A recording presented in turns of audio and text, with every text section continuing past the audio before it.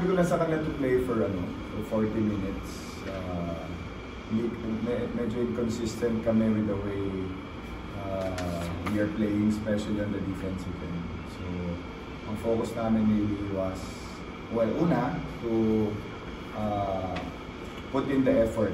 Yun yung wala nung kalaban namin ang CSB, the effort. And then I told them that the harder you work, the luckier you get.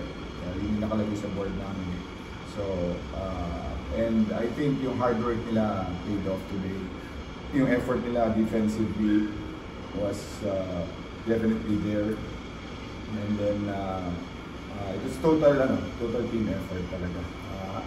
Pati yung bench namin, maganda yung mga quality minutes ang binigay nila. Coach, halfway into the first round, 3-2 standing, and we can say na you are beating the teams that you are supposed to beat.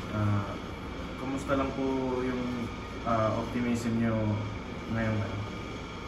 Forward? Very, very optimistic, of course.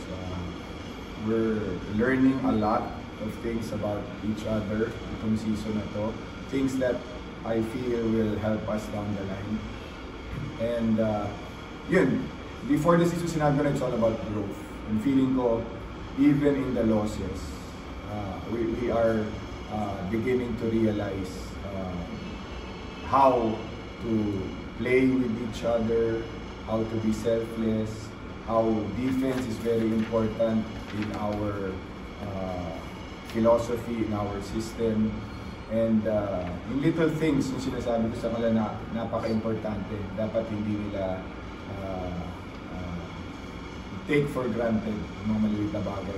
Yung mga rebounding ni Pugs ngayon, I mean, the bigs did their job boxing out, then those long rebounds, si Pugs ang kumuha. Okay? So, when they were making that run, ang daming loose balls, na 50-50 balls na punta sa kanila eh. Pero si Pugs, kinuha lahat ng rebounds and, hats off to him and to Sean Orgo, who played sick today. Hindi nag-practice the last 2 days. Mayroong virus na kumakalat sa team. So si Pugs, nung CSB, may sakit to. So, ilang. So, ang concern namin ngayon is recovery. We have to recover and then come back again on Tuesday.